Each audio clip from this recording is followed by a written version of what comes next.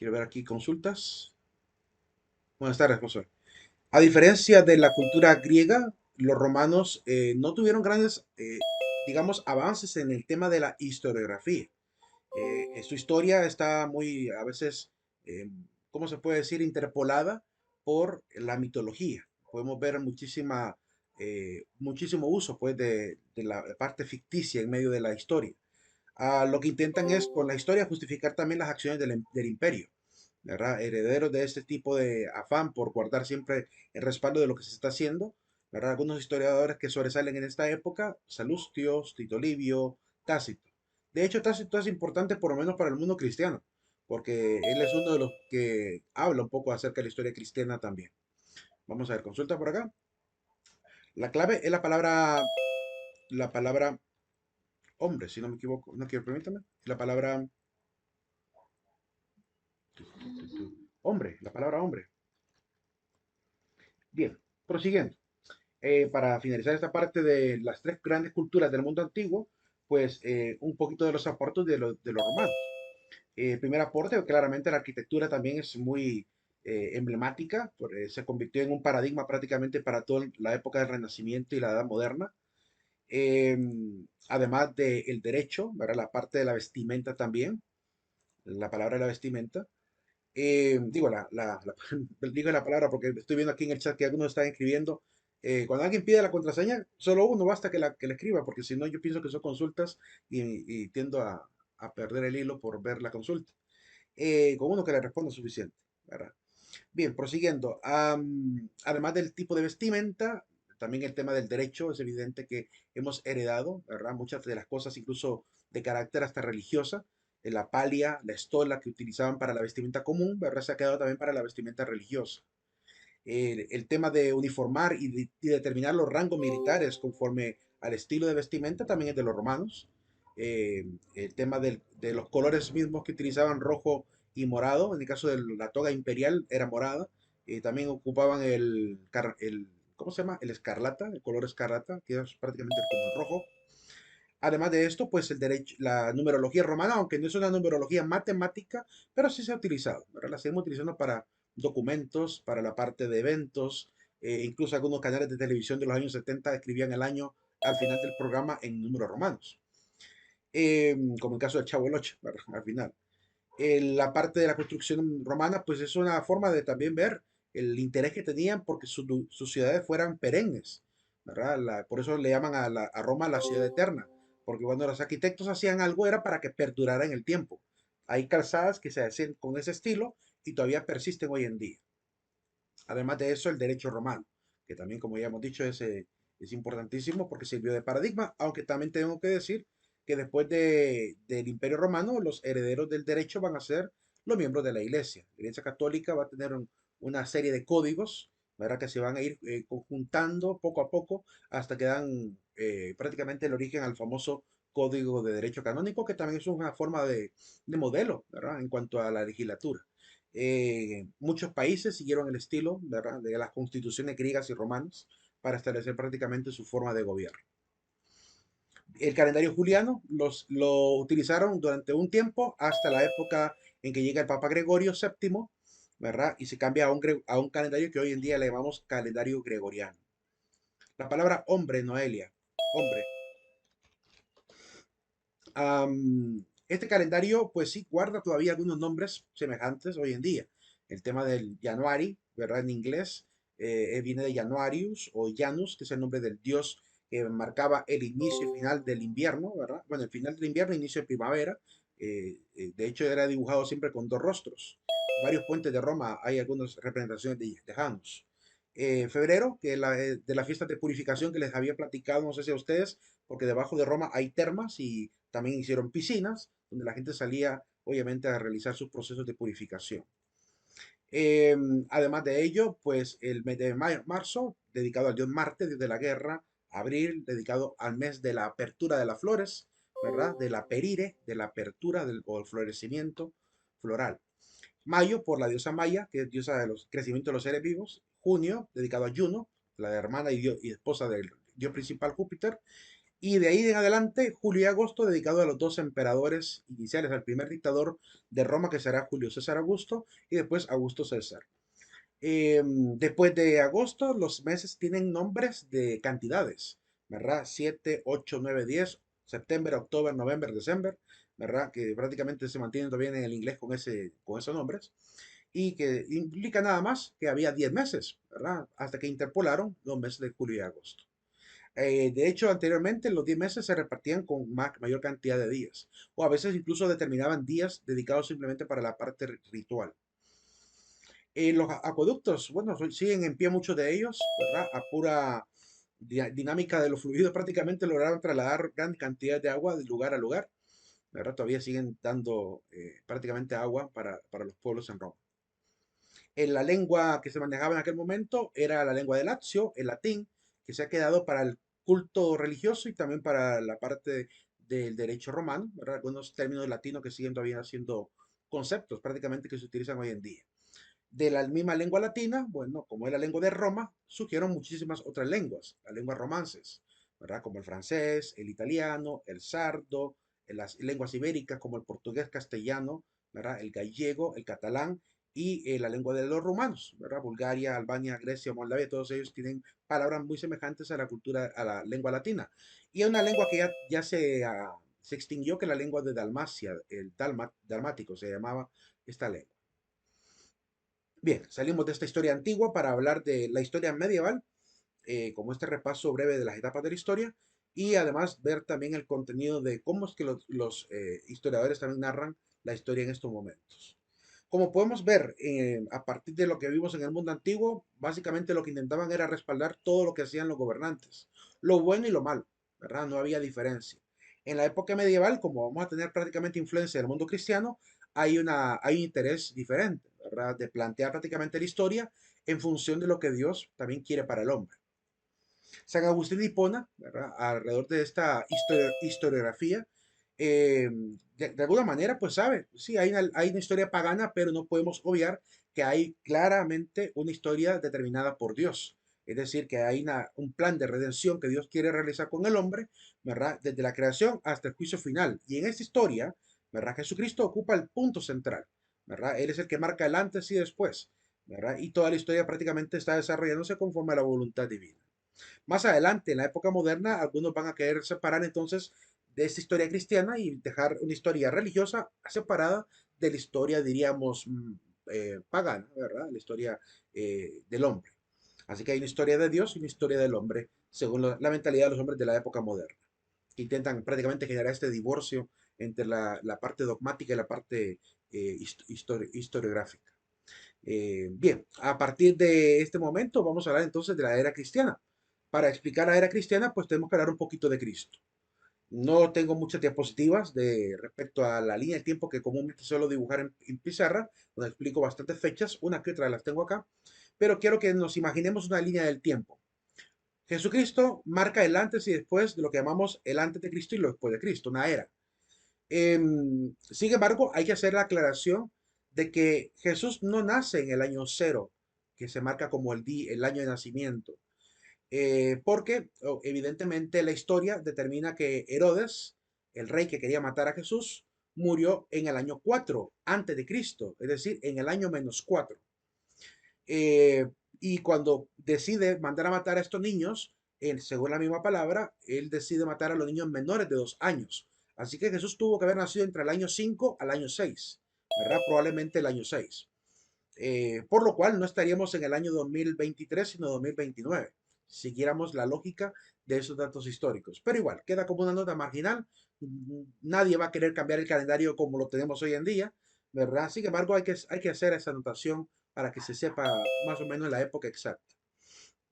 En todo caso, en ustedes siempre son fechas aproximadas, sobre todo las del mundo antiguo. Por otro lado, importante mencionar que Jesús hace acto público, es decir, se vuelve popular alrededor de los 30 años. Tendría alrededor quizá de unos 35 años cuando comienza su vida pública. ¿Verdad? Dice la Biblia que tenía alrededor de 30 años cuando se hizo bautizar. Era el año 30 después de Cristo, cuando él aparece. Y se cuentan 3 años después de esta vida pública, después de su bautismo, que es el tiempo que se dedica a predicar prácticamente cerca de Jerusalén. Va a morir en el año 33, ¿verdad? Y resucitar y va a lograr cantidad de adeptos, entre ellos muchos apóstoles que lo conocieron y algunos dos apóstoles, Matías y ¿cómo se llama? Matías creo que sí lo habrá conocido seguramente, porque los apóstoles pusieron por requisito que el otro apóstol que sustituiría a Judas tenía que haber sido alguien de los que anduvo cerca de esta enseñanza de Jesús, con que habrá conocido a Jesús. Y Pablo, que va a ser después llamado a ser apóstol. Pablo aparece el año 34 aproximadamente, y de ahí en adelante se expande el cristianismo tremendamente por toda Asia Menor, desde Palestina, toda la parte del norte de Palestina, que sería, ¿cómo se llama? Damasco, Antioquía, ¿verdad? Llegando a la zona también llegando a la zona de Creta, la isla de Creta, pasando por mar hasta Panfilia, Lidia, ¿verdad? Toda la zona de Turquía actual. Así se va expandiendo poco a poco el cristianismo, ¿verdad? Hasta que el mismísimo Pablo desea ir a pedir una especie de amparo, ¿verdad? Para que poder hablar con el César. Entonces termina en Roma, ¿verdad? Donde va a terminar siendo decapitado. Y en el caso de Pedro, también nos consta que estuvo en Roma, porque él mismo saluda en una de sus cartas diciendo, los saluda a los que están en la Babilonia. Para aquel momento histórico, la Babilonia no era la antigua Babilonia que ya había desaparecido, sino que se refería a la Babilonia de esa época, ¿verdad? Es decir, a la Roma, a la gran prostituta, a la gran ramera, como le llaman en el texto de Apocalipsis. Importante mencionar esto, porque la cuna del cristianismo se va a quedar prácticamente, después de estar en Antioquía, de Jerusalén primero, después de Antioquía, se va a pasar a Roma. Y ahí van a terminar estos dos grandes apóstoles, ¿verdad? El príncipe de los apóstoles, que es Pedro, ¿verdad? Y el apóstol por predilección, como dice el mismo Pablo. Eh, en este sentido, hay que destacar entonces que el Imperio Romano empieza poco a poco a cristianizarse. Primero por todas las comunidades que Pablo fundó allá en la zona entre Turquía y Grecia.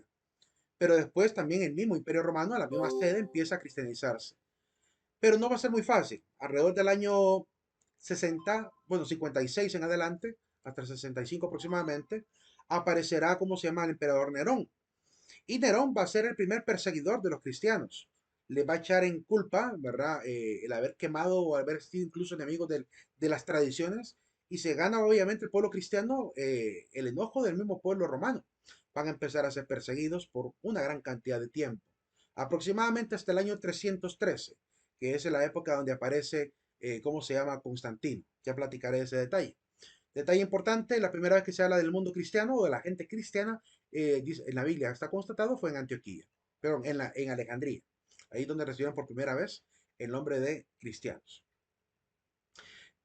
¿Cuándo se les llama católicos? Pues en el año 108 aparece otra carta fuera de la Biblia, que es la carta de Ignacio de Antioquía, que afirma, ¿verdad? Obviamente el lugar donde era la cuna prácticamente del nombre de los cristianos, ahí mismo está este obispo cristiano, y él describe en esta carta, en el capítulo 8, verso 2, donde está el obispo, está la comunidad, así como donde está Cristo Jesús, está la Iglesia Católica, la Iglesia Católica, ¿verdad? Es la primera vez que está constatado en un documento histórico, ¿verdad? Ese nombre de Iglesia Católica. Desde ahí ya se cae prácticamente esta mentira histórica que a veces vemos en las redes sociales de que la Iglesia Católica empezó con Constantino, cosa muy falsa, ¿verdad? No sería posible porque Constantino vivió 200 años después de esta carta que habla de la Iglesia Católica. Constantino, importante mencionar a Constantino, él no va a ser cristiano muy pronto, va a empezar a tener ciertas cuestiones curiosas. Se habla de una leyenda donde él vio en un sueño, ¿verdad? Logró ver esta frase, in hoc signo vinces, que en griego realmente lo vio en lengua griega, ¿verdad? Se traduce en el latín in hoc signo vinces, bajo este signo vencerás. En griego decía en teutonica, ¿verdad? En esto estará la victoria. Nica es victoria. Eh, y esta visión pues le ayudan a interpretarla. Al final él va a terminar poniendo el símbolo que tiene en la mano, ese cetro que tiene en la mano, la parte de la letra como que parece X y la que tiene forma de P, ¿verdad? Son las dos primeras letras del nombre de Cristo, de la palabra Cristos. Entonces, inspirado por esto, manda a poner en los estandartes, y de hecho consta en monedas, que está obviamente en cada estandarte del emperador, este símbolo, ¿verdad? Que el mundo cristiano pues, le ayudó a interpretar. Después de esta batalla, ¿verdad? Logra ganar. cuando él logra ganar la batalla contra Magencio, hace el primer regalito a la iglesia, que va a ser una antigua basílica, para que la iglesia pudiera ya celebrar públicamente sus fiestas. Pastor Constantino, que guiado por esta simpatía con el pueblo cristiano, les va a dar la libertad de culto. Va a terminar prácticamente la persecución alrededor del año 313.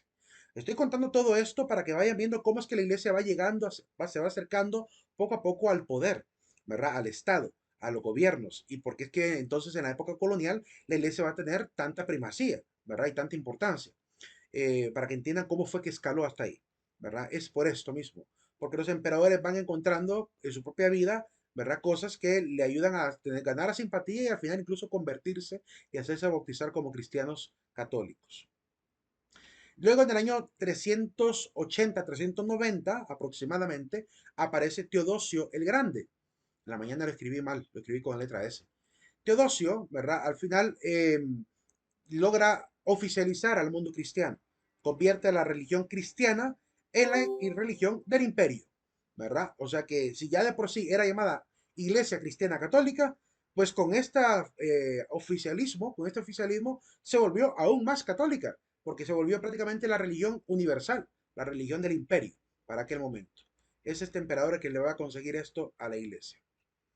Desde ahí, pues entonces la iglesia forma parte de la cultura romana, ¿verdad? De todo el imperio romano, que hay que decir que es un vasto imperio, toda la parte de Europa, la parte de Grecia, Turquía, la parte de Palestina, la parte del norte de África, toda esa parte perteneció al imperio romano, que estaba dividido en dos, digamos, jurisdicciones, la del imperio romano de Oriente y la del imperio romano de Occidente. En Oriente estaba Constantino, ¿verdad? En Constantinopla, donde actualmente es Istambul. En Roma, ¿verdad? Estaba Licinio en aquel momento. Estos dos emperadores son los que van a firmar este edicto de Milán con el cual liberan al cristianismo. Aparece, por tanto, el imperio bizantino, ¿verdad? Porque también se le va a llamar Bizancio a este lugar donde está Constantinopla, a esta región, se le llama Bizancio. Y van a ser herederos prácticamente de ese poder romano, ¿verdad? Que va a estar ahí. Van a tener prácticamente que vivir sus jurisdicciones, sus propios tipos de historia. Es decir, los romanos sufriendo por un lado y quizá los de Constantinopla tranquilos, o los de Bizancio tranquilos. Roma, de Occidente, va a sufrir muchísimas invasiones. Se va a caer en el año 436. ¿Y cuál fue la causa de la caída del Imperio Romano? La causa es un montón de invasiones. Van a llegar prácticamente muchos pueblos bárbaros, ¿verdad? Desde la parte norte, la parte oriental, ¿verdad? Nororiental, que van a empezar a debilitar prácticamente con tantas guerras, tantas batallas. La gente se va quedando prácticamente sin los campeones de batalla, los recursos se van acabando y esto los vuelve más débiles a los romanos. Al final, con la llegada de los anglos, sajones, francos, vándalos, ostrogodos, visigodos, ¿verdad? Todos ellos, y los hunos, todos ellos intentando invadir, pues prácticamente guerra tras guerra se debilita. Y esto ya no, se volvió insostenible. Al final, prácticamente Italia queda bajo el mando de los reyes visigodos, ¿verdad? Y dentro de estos reyes visigodos, herederos de este reino, van a aparecer algunos reyes como el rey Pipino, que va a tener un hijo importante, un hijo que va a marcar también un momento histórico, que es Carlomagno. Ahí por el año 622, además, le toca que vivir a Europa la invasión de los musulmanes. Ahí por el año 600 aparece Mahoma, ¿verdad? Y manda prácticamente a esta égida, a esta expansión prácticamente musulmana. Entonces se van a fundar diferentes ciudades importantes de tipo religioso, ¿verdad? La Meca, Medina, bueno, él es de Medina y la Meca también es supuestamente donde él ascendió. Y se empieza a expandir, ¿verdad? Como parte de la dinámica doctrinal de esta cultura, una cultura muy religiosa. Van a llegar a dominar prácticamente toda parte de Europa, toda la parte prácticamente de España, toda la península ibérica va a ser dominada por los califas van a estar en dos momentos. En algún momento el califa manda a embajadores llamados emires y se convierte en un emirato España, la antigua Hispania, eh, que se escribía antes, España se escribía con H y con letra F en vez de la letra S. Entonces se pronunciaba Hispania. Después cambiaría a España. Eh, pero va a ser un tiempo emirato, después de un tiempo el mismo califa decide irse a vivir, ¿verdad? A este edificio famoso llamado la Alhambra, y ahí pone su sede en el Reino de Granada, y se forma el califato, ¿verdad? Aparece el califato de Córdoba, el reino de Granada, ¿verdad? Y ahí van a estar prácticamente viviendo en las estancias por mucho periodo hasta que los reyes se organizan y empiezan a empujarlos hacia abajo. Durante este momento, entonces, podemos ver cómo la iglesia se acerca bastante al poder y el poder beneficia a la iglesia. En la época de de Carlomagno, cuando se vuelve el emperador, eh, empieza esta intromisión de él dentro de las cosas de la iglesia y sus sucesores también, y la iglesia de vez en cuando también en el poder. A esta actitud donde la iglesia se mezcla con lo político con la iglesia, se le suele llamar cesaropapismo. Pero inicialmente comienza con los césares, es decir, el emperador del Sacro Imperio Romano Germánico, el César, ¿verdad? El Kaiser, se empieza a meter en temas religiosos. Ahí obviamente usurpa la autoridad del Papa y empieza a manejar la iglesia a su antojo, ¿verdad? Claramente a la iglesia nunca le ha gustado este tipo de intromisiones. Y lo que más ha intentado hacer la iglesia es ser consejera de los reyes, ¿verdad? Dar su opinión y obviamente a la luz de la palabra iluminar sobre la manera como debe regirse un buen gobierno. Pero no se pudo evitar de repente que entrara corrupción por ambos lados, ¿verdad? Eso es algo muy humano y pasó. En el año 1054 se separa la iglesia de Oriente de la de Occidente. Entonces aparece la iglesia católica que es llamada ortodoxa y la iglesia católica llamada romana. Claramente, la iglesia católica ortodoxa es un montón de iglesias con diferentes tipos de ritos, ¿verdad? Aparece la iglesia de Armenia, la iglesia de Siria, la iglesia copta, la iglesia etíope, etcétera. Un montón de iglesias orientales, tanto del norte de perdón, en la parte occidental, oriental, perdón, de Asia Menor, como también la parte norte de Asia Menor, como la iglesia de Egipto, la iglesia de Etiopía. Y se fueron prácticamente unas iglesias siempre cristianas, siempre católicas, pero separadas ya del poder del Papa, ¿verdad? Eso en cierta manera no beneficia mucho, más bien daña un poquito el proceso evangelizador, pero es interesante ver que también ocurriera este tipo de división. Así que no fueron los protestantes los primeros que se separaron. Primero fue la iglesia ortodoxa, ¿verdad? Hoy en día hay mejores relaciones con la iglesia ortodoxa. Gracias a Dios, ¿verdad? La iglesia hay cierta comunión hoy en día. Y se respeta tanto la figura de los patriarcas como la figura del Papa. Ahí podemos ver incluso que han celebrado misas en conjunto, ¿verdad? El Papa Francisco con el patriarca Alejo segundo. Bien, ¿alguna pregunta hasta ahora? Antes de hablar de un poquito más allá de la Edad Media. ¿Alguna duda que hay sobre lo que hasta ahorita he dicho? No, listo, todo bien. Ok, estoy haciendo un repaso rápido de la historia medieval y vamos a hablar también de cómo era la forma de escribir historia en esta época.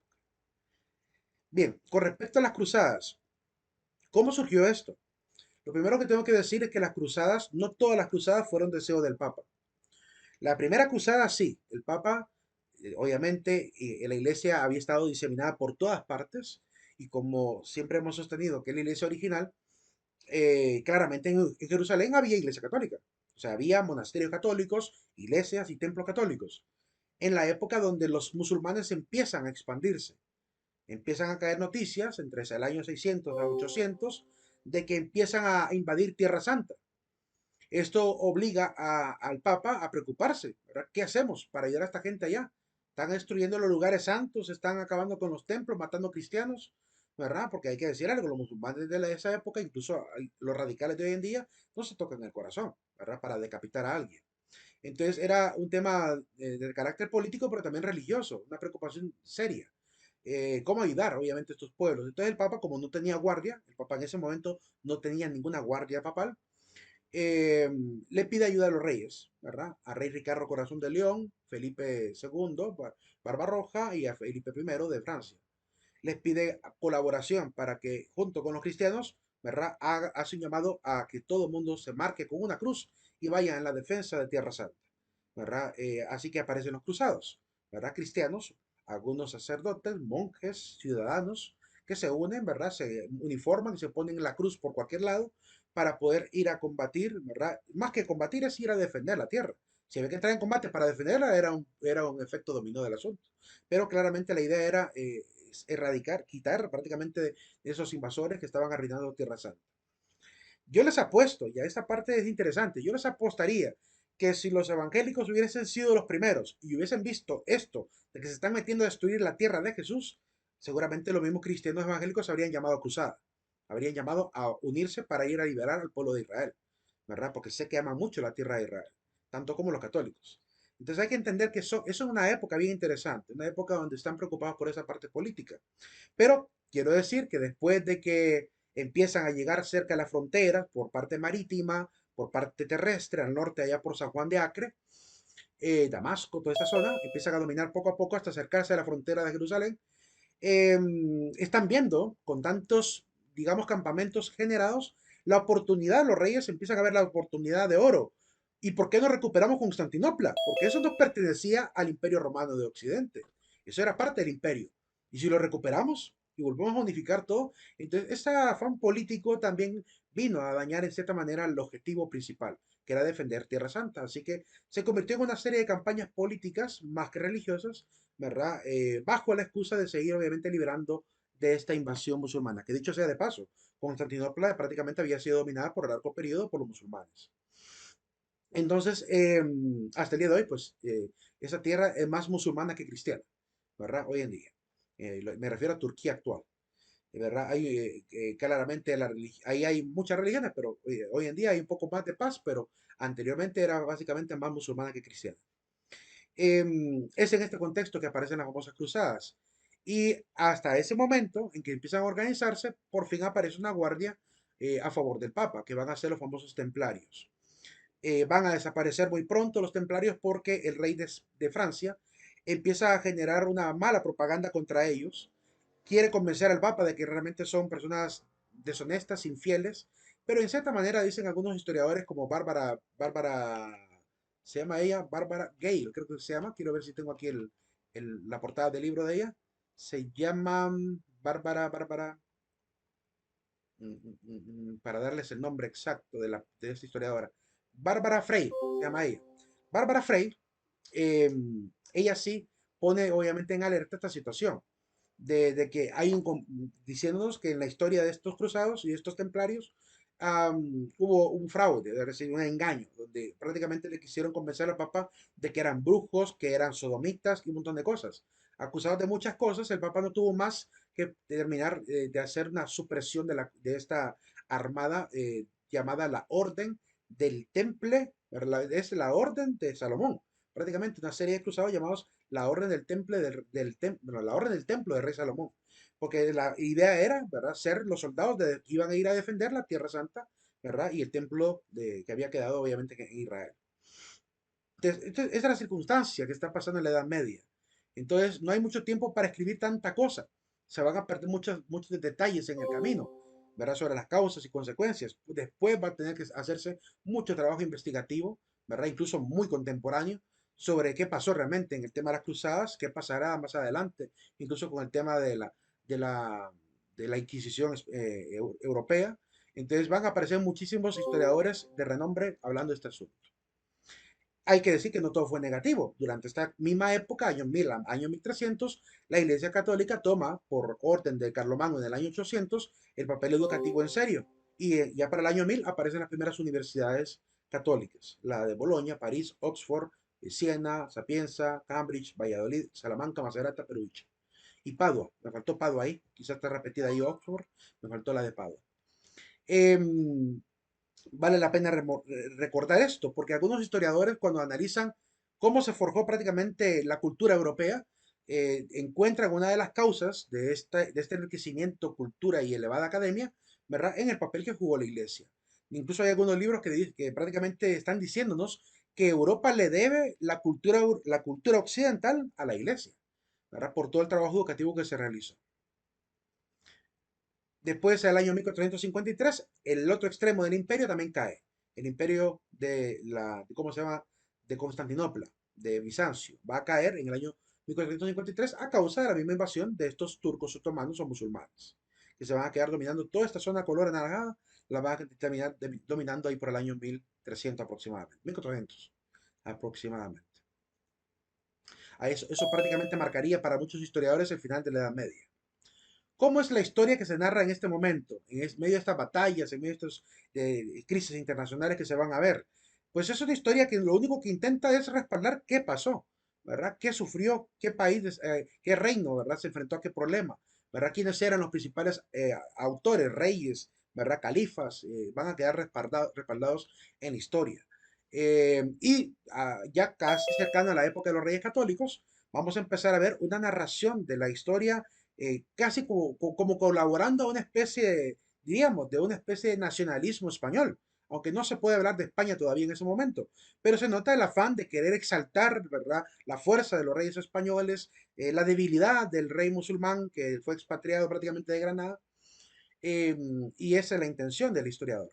Incluso hay algunos detalles históricos que no agregan tanto al tema de la causa y efecto, pero intentan de alguna manera decir de qué manera fue la victoria, casi como para minimizar aún más al contrincante, como cuando dicen que el famoso califa que se fue, ¿cómo se llama? Vadeville, cuando se logra ir prácticamente expatriado de España, le entrega las llaves a los reyes católicos de la Alhambra, ¿verdad? Y después en la montaña lejana, ya viendo de lejos la Alhambra, se puso a llorar, ¿verdad? En medio de por perder prácticamente lo que le había pertenecido.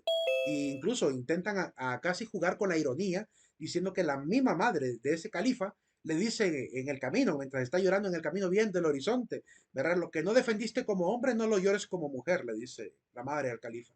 Entonces se recogen detalles así, que van quedando en la cultura poco a poco, como para levantar, digamos, de la gloria de unos y rebajar al máximo a los demás. Sobre el tema de la Inquisición, tenemos que mencionarlo porque los reyes católicos van a recibir el permiso del papado para poder hacer la Inquisición española. Después, en América también vamos a tener prácticamente participación de la Inquisición en México, ¿verdad? Va a haber algunos tribunales de la Inquisición en Lima, Perú. Por lo cual, claramente hay que hablar un poquito de qué consistía esta situación y de alguna manera también decir con la mayor objetividad posible a qué se dedicaba, qué fue lo que sí hizo y qué es lo que no hizo. Porque hay demasiada leyenda urbana sobre esta situación y hay una leyenda negra que evidentemente también los mismos historiadores de España se están encargando de destapar, de decir hay manipulación histórica sobre lo que se ha dicho, culpa en gran medida de lo que en la misma, ¿cómo se llama? El mismo Imperio Británico y el Reino bueno, el Reino de Inglaterra ha hecho, ¿verdad? Los ingleses son los que se han encargado con sus libritos de historia de embarrar y de manchar el honor y la historia que hizo el español, ¿verdad? Irónicamente se callan con lo que ellos hicieron, ¿verdad? Esa es la gran ironía. Pero el español, los grandes historiadores más serios, contemporáneos incluso, están haciendo una lucha por restaurar lo que realmente históricamente se hizo, declarando si hay culpabilidad y qué tipo de culpabilidad es la que hay en todos los eventos que ocurrieron alrededor de España.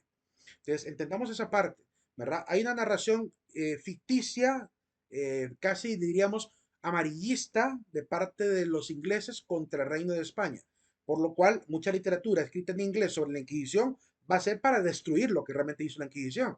Pero cuando usted mira a un historiador español, ¿verdad? Serio, ¿verdad? Bien renombrado, hablando de la Inquisición, habla con mucha, digamos, imparcialidad, mucha objetividad y hasta intenta calcular la cantidad de víctimas, si es que hubo una gran cantidad de víctimas, porque dicen que hubo millones de muertes. Bueno, si realmente fueron millones, pues ¿dónde están los registros? Y si no hubo millones, ¿cuántos realmente fueron? ¿Verdad? Entonces hay muchos historiadores como Henry Kamen, ¿verdad? Como Gustav Henningsen, como la ensayista María Elvira Roca, que han escrito muchísimos libros alrededor de este tema para esclarecer por fin a los hombres y mujeres de hoy que les encanta hablar de estos temas. Yo intento de alguna manera compartir un poquito con ustedes esta información y hacer también renombre de los referentes para investigar seriamente este problema, este tema histórico, que para muchos fue un gran problema. Lo primero que nos dice la mayoría de historiadores es que no es cierto que la Inquisición acabó con más cantidad de gente por ejemplo, la que acabó las guerras napoleónicas. Ahí sí murió mucha gente. O, por ejemplo, lo que hicieron los partidos socialistas en Europa, ¿verdad? Ahí sí murió un montón de gente, millones de gente de hambruna, ¿verdad? ¿Cómo se llama? De genocidios. Ahí sí hubo bastante muerte. Entonces, hay una cuestión bien tremenda, que la gente le pone mucho énfasis, ¿verdad? A lo que de ahí se hizo y no se olvida el resto de la historia. Y comparándola con la historia de los pueblos aledaños y de los demás sistemas de gobierno, no es tan escandaloso, ¿verdad? Incluso, hoy en día hay más, diríamos, ajusticiados con pena capital, pena de muerte en Estados Unidos, que de los que hacía la Inquisición anualmente. Entonces, es una cuestión de revisar con cabeza fría ¿verdad? Los datos históricos para tener una conciencia plena de lo que realmente pasó. Veamos un poquito de información al respecto. Solamente permítame, dejaré de compartir un momento porque quiero revisar un pequeño detalle. Porque quiero ver si es que realmente está lo que quiero que vean o lo dejé oculto. Sí, sí, sí está. Ok, veamos. Vuelvo a compartir. Bien, la Inquisición. Se le adjudican a la Inquisición, y esto no es un dato histórico, estas son exageraciones. Cualquier método de tortura antigua y medieval, si la gente lo ve en internet, automáticamente relacionan y dicen, como esto es una tortura antigua, la Inquisición lo utilizó. Cuidado, cuidado. Hay que aprender a utilizar bien los datos históricos, no saltarnos las cosas y andar inventando cosas. Y hay mucha gente que en internet se dedica a inventar bulos como no tienen idea. Lo primero que hay que decir es que todas estas torturas medievales que se ven en muchos grabados, incluso muy modernos, ¿verdad? Todos estos, ¿cómo se llama? Elementos de arte que hay, digamos, en museos de Europa, pertenecen, claro, a torturas. Sí, es innegable. Son representaciones de métodos de tortura. Ahora, que de estos métodos de tortura la iglesia haya hecho uso, ¿verdad? Eso no consta en ningún libro de historia. Lo que consta es en paper mills que hay en internet que intentan obviamente ensuciar la situación de lo que realmente ocurrió. Yo les voy a enumerar cuáles han sido los verdaderos suplicios que la iglesia sí permitió, que eran aún, diríamos, un poco humanos, no como estos, que eran muy degradantes. Bueno, al menos el que está aquí al lado izquierdo, abajo, donde están echando agua en la boca, ese sí lo utilizaron. Y el de la hoguera sí lo utilizaron. La rueda no. Este caballete tampoco. ¿Verdad? Lo más que hacía la iglesia era poder atar al reo, ¿verdad? Asfixiarlo con agua para sacarle verdad y en la hoguera que era la pena capital, ¿verdad? Y esa pena capital la aplicaban ahí y en cualquier parte de los reinos del mundo. ¿De dónde salen tantas torturas entonces? Pues salen de los museos de tortura, en México, en Ámsterdam, en Viena, que han hecho colecciones de todas las artimañas que el hombre ha inventado a lo largo de la historia para torturar a los mismos hombres, ¿verdad? Pero no significa que pertenecieran directamente a la Inquisición, pertenecían a muchos reinos. Muchos reinos tenían estos métodos de tortura, ¿verdad? Para hacer justiciar según sus propias leyes, ¿verdad? Entonces no significa que siempre, ¿verdad? Estas torturas fueran para la iglesia. Eso es lo primero que hay que decir. ¿Cuáles han sido realmente los castigos o métodos de coerción que la iglesia se utilizaba? Según los historiadores más serios, utilizaban el amarrar a alguien, tenerlo atado, ¿verdad? Encadenado, mientras lo enjuiciaban, como cualquier preso. Lo asfixiaban con agua, así como hace seguramente la CIA, el FBI, ¿verdad? Para empezar a sacarle verdad a alguien, ¿verdad? Como se ve en las películas, que son métodos de tortura que no matan a la persona, pero al menos la llevan a una angustia que empieza a sentir ganas de hablar. El cepo, que era ponerlo en público como parte de la vergüenza, porque quizá había calumniado, había mentido, había hecho cualquier acto, ¿verdad?, de inmoral, que podría servir obviamente de escarmiento para que las demás personas no lo hicieran. ¿Se imaginan qué pasaría en este país si hiciéramos eso con los corruptos? Que pusiéramos en el cepo a los corruptos para miedo y temor de los que quieran de repente intentar ser corruptos en este país, para que vean que la justicia realmente funciona. Claramente la iglesia veía esto como una manera para incentivar la recta moralidad, ¿verdad? Para que la gente dejara de estar mintiendo, robando, ¿verdad? Calumniando, que era lo que comúnmente pasaba. Y el San Benito, que esta era la prenda que utilizaban los que iban a ser procesados y que iban a llevar también en camino de ceremonia al acto de fe. Y en el auto de fe, o en el acto de fe, en este auto de fe, ahí podía pasar muchas cosas. O le perdonaban la pena, o lo multaban, o lo mandaban a la cárcel, o le expropiaban bienes, o le pedían que hiciera peregrinaje con una cruz, ¿verdad? O el suplicio último que era obviamente inevitable a veces, ¿verdad? El tema de la hoguera. Entonces, ahí en el auto de fe ocurrían muchas cosas, pero también cabe destacar un pequeño detalle al respecto que ya mencionaremos. Así que la gente andaba con este San Benito, ¿verdad? Vestido de esta manera, con una candela, ¿verdad? En procesión, rezando el rosario en el camino, mientras iban al juicio. Algunos iban tranquilos, meditando, otros iban relajados, como que no pasaba nada, y algunos iban llorando, porque claramente algunos iban a morir, ¿verdad? Por el tipo de castigo que les tocaba, según la pena y el crimen que habían cometido. Ahora, ahí entendamos qué tipo de crímenes son los que caían en la Inquisición. Algunos eran por herejía, y lo que podía hacer alguien que cometía herejía era arrepentirse de la herejía. Es decir, si yo dije algo que está fuera del evangelio, bueno, yo podía decir, me arrepiento de haber dicho eso. Y me libraba. Es decir, no iba a ser condenado. iban ¿cómo se llama? A perdonar. Pero si alguien permanecía en la herejía, terco en que quería estar en esa supuesta verdad, pues evidentemente caía con a propósito, a su propia voluntad, quería seguir con el procedimiento del castigo, ¿verdad? Pero quienes se arrepentían, y los casos también que se aclaraban, no eran condenados, ¿verdad? Como en cualquier tribunal justo. Y claramente, los casos que iban a la hoguera no eran casos solamente por herejía, eran casos a veces también porque algunos habían participado en brujería. Y para aquel momento, participar en brujería era casi automáticamente ser considerado un homicida. Porque cualquier brujo o bruja, para llegar a ser brujo o bruja famoso, había que hacer estos tipos de actos, de matar niños o doncellas, para obtener su sangre y hacer sus rituales. Así que hay que entender que en la mentalidad de aquel momento, cualquiera que fuera señalado de brujo o bruja era automáticamente un homicida ante la iglesia y ante también el reino. Por lo cual, si no se arrepentía de esa brujería, si no pedía perdón a la iglesia, ¿verdad? Al rey también, claramente iba a ser enjuiciado con pena de muerte. Porque significa que iba a permanecer, y si lo dejaban libre, iba a seguir haciendo brujería, iba a seguir matando a gente inocente. Entonces, la solución que encontraban para aquel momento era acabar, ¿verdad? Con la persona que cometería esos crímenes, aún si estuviera perdonado y libre. Lo mismo hace Estados Unidos hoy en día, con la pena de muerte, con la inyección letal. Matan a la gente que ya no hay solución para ellas, ¿verdad? Es decir, no es tan escandaloso lo que hizo la Inquisición comparado a lo que también pasa hoy en día, que es exactamente lo mismo. Hay tribunales que determinan que una persona no puede ser ya cambiada, no le van a poder hacer nada que lo convenza de lo contrario, ¿verdad? Ha sido un homicida, ha sido un hombre asesino serial, ¿verdad? Y la solución que encuentran en algunos estados es pena de muerte, ¿verdad? En otros cadena perpetua. La iglesia también tenía la posibilidad de cadena perpetua para algunos castigos. ¿Qué era la Inquisición entonces? Una institución judicial de la iglesia, ¿verdad? Durante toda la Edad Media funcionó, bueno, no toda la Edad Media, ¿verdad? Por lo menos los reyes católicos hasta el año 1400 aproximadamente les van a la oportunidad de tenerlo, ¿verdad? Y va a funcionar quizás hasta el año 1700 aproximadamente, casi 1800. Con la misión de localizar, procesar, sentenciar a las personas culpables de herejía.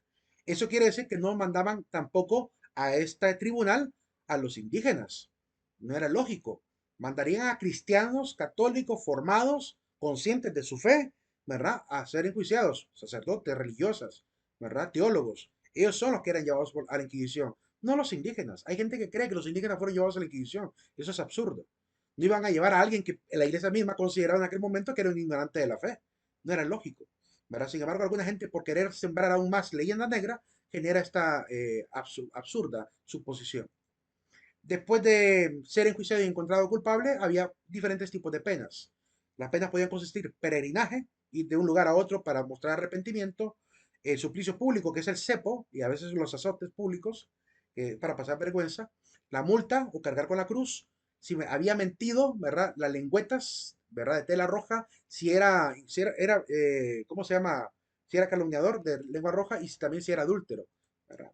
La confiscación de propiedades, el tema del encarcelamiento y la pena más severa que los inquisidores podían llegar a colocar es la prisión perpetua, ¿verdad? Y cuando caía en prisión perpetua, entregaba a los inquisidores, ¿verdad? Al reo, a las autoridades civiles. Y cuando la autoridad civil recibía al reo, automáticamente eso significaba ejecución.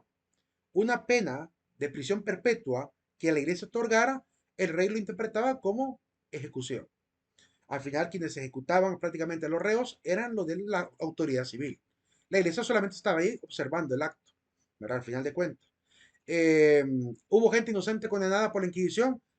Hubo casos que sí.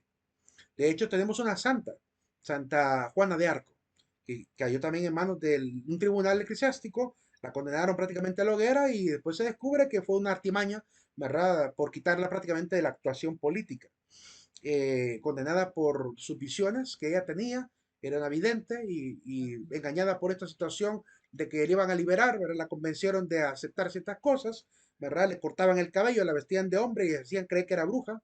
Entonces, prácticamente la jugaron el sucio con ella las mismas autoridades civiles, que querían desaparecerla de la participación política, porque ella, recuerden, había participado como guerrera en una de las batallas y se había ganado el favor del pueblo. Entonces, era una forma política para quitarla de encima. Entonces, la iglesia a veces, aunque intentaran hacer que ella se retractara para salvarla, al ver que ella permanecía firme en lo que había visto y oído, ah, no pudo la iglesia evitar que cayera en manos de la gente civil y fuera llevada a la pena de la hoguera. Pasaron casos así, dolorosos, ¿verdad? Difíciles, ¿verdad? Pero incluso la película que hicieron de Juana de Arco demuestran que el obispo en la película intenta convencerla para salvarla, ¿verdad? Pero los civiles son los que están empedernidos en llevarla a la condena, ¿verdad? Entonces, hasta la misma, el mismo Hollywood le hizo se puede decir, cierto, fue un poco objetivo, ¿verdad? Al narrar cómo es que la iglesia se comportaba en este tipo de casos. Bien, los autos de fe, para terminar el tema este de la Inquisición como un tema así contextual de lo que vamos a tratar de ver también más adelante con la historia española. Si se fijan, este grabado muestra un auto de fe de la Inquisición, está en francés, ¿verdad? En la Gran Plaza de Madrid. Y si se fijan, hay algunos detalles que quiero resaltar y de hecho puse ahí encerradito un pequeño detalle curioso, ¿verdad? Además de las jaulas donde están los reos vivos, algunos ¿verdad? Quizá ahí escribanos o no sé si serán jueces, ¿verdad? Los jueces que están aquí, ahí arriba en el palacio, los nobles, sentados en una especie de escenario, los nobles y algunas autoridades eclesiásticas, el altar, porque tenía que haber misa, ¿verdad? Celebraban la misa antes del auto de fe. Y termino con el siguiente dato. ¿Quiénes son estos? ¿Por qué están parados en palitos? ¿Verdad? ¿Cómo es posible que una persona pueda estar parada, ¿verdad? En un palito? La razón es porque no son personas, son muñecos. Y el día de mañana les explicaré por qué hay muñecos ahí con vestidos de San Benito, ¿verdad? En este auto de fe. Ahí les explico mañana para que vean lo que algunos no dicen, que es importante señalar también. Vamos al aula virtual, jóvenes, para firmar la asistencia cotidiana. Estamos ya a punto de terminar la historia así general para empezar a ver también la historia americana. Vamos a ver. Permíteme un segundito. Tum, tum, tum, tum. Asistencia final de 4 a 4:55. La palabra cambio. Esa es la contraseña final. La palabra cambio. Que tengan feliz tarde. Nos vemos el día de mañana. Feliz tarde, Gracias, Lid. Buenas tardes. Buenas tardes. Buenas tardes, Lick. Buenas tardes.